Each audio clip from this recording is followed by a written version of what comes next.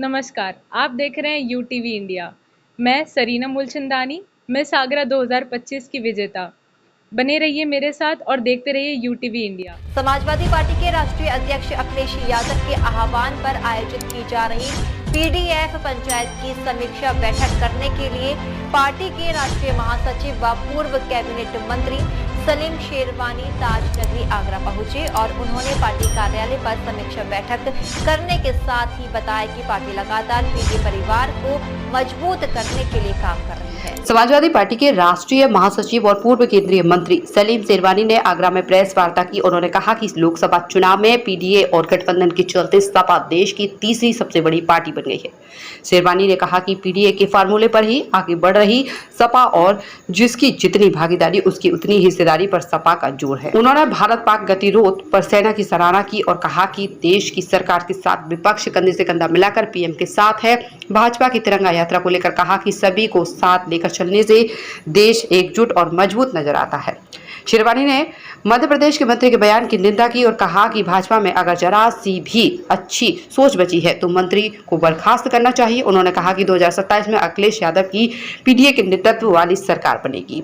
Press वार्ता में जिला अध्यक्ष श्री कृष्ण वर्मा, महानगर अध्यक्ष चौधरी वाजिद निसार, पूर्व सांसद विजेंद्र सिंह चौधरी, पूर्व विधायक अवैध रजा, सुरेंद्र चौधरी, पवन प्रजापति, ममता टप्पुल, राजपाल यादव, नितिन कोहली, सुधीर दुबे, हरिमोहन राजपूत लोधी, प्रदीप सिंह जाटव, मनीष जाटव, विनय अग्रवाल, प्रबल यादव, मधुकर अरोड़ा, राजपाल यादव, बाबा सोनू त्यागी आदि लोग मौजूद रहे। दरअसल हमारा समाजवादी पार्टी का ये एक पीडीए की समीक्षा है और हम लोग ने ये देखा कि जो पिछले चुनाव लोकसभा के हुए उसमें पीडीए के नाम पे और जो हमारा गठबंधन कांग्रेस के साथ था उसमें समाजवादी पार्टी एक तीसरी सबसे बड़ी पार्टी लोकसभा में भर के निकली, लोगों को समझाए, उन तक पहुँचे। देखिए, मैं 5 दफ़ा सांसद बना, विदेश मंत्री बना, स्वास्थ्य मंत्री बना और बहुत मुझको मौके मिले अपने देश की सेवा करने का, देश का नाम बड़ा करने का।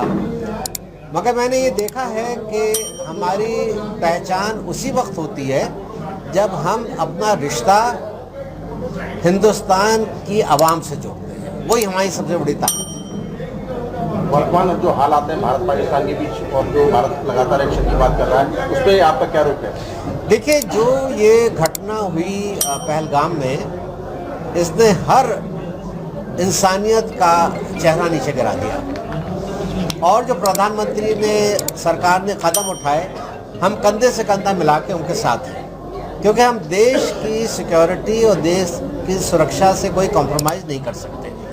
हम साथ, जहाँ तक सियासत का सवाल है, राजनीति का सवाल है, बहुत और मुद्दे हैं, मगर जहाँ तक देश का सवाल उठता है, देखिए पिछले कई सालों से देश में एक नफरत का माहौल पैदा किया गया और उस नफरत के माहौल का फ़ायदा उठा के आतंकवादियों ने घुसपैठ करके वही नफरत फैलाने की कोशिश की कि नाम ले ले के लोगों को मारा।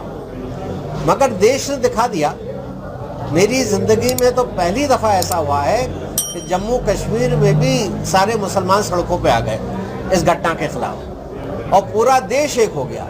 और जब पूरा देश एक हो गया तो उसने एक मिसाल दे दी कि हमने कैसा कर्रा जवाब पाकिस्तान को दिया। तो एकता में ताकत है, नफरत में कमज़ोरी है। तो 16 और 25 41 साल हो गए, मैं बिल्कुल उसके ख़िलाफ़ हूँ कि किसी पे पर्सनल अटैक किया जाए। ये गलत चीज़ है, चाहे आप किसी पार्टी के हो, ये नहीं करना चाहिए। आप अपना मुद्दा रखिए, अपनी सियासत कीजिए, अपनी बात रखिए। मैं किसी को बुरा भला कह के राजनीति करना, मैं उसके बिल्कुल खिलाफ। डीजी महाराजा न्यूज़ के लिए मोहम्मद साजिद की रिपोर्ट।